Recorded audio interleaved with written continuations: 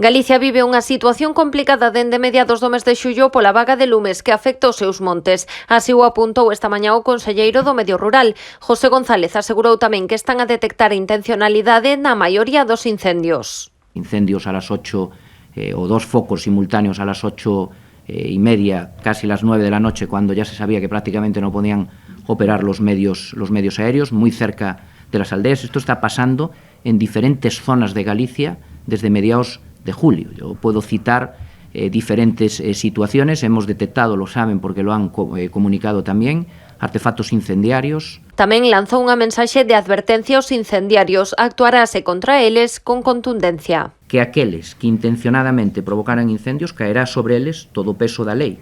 Pero a mí me interesa destacar que, ademais das penas de cárcere, que son moi elevadas, aquí hai responsabilidade patrimonial.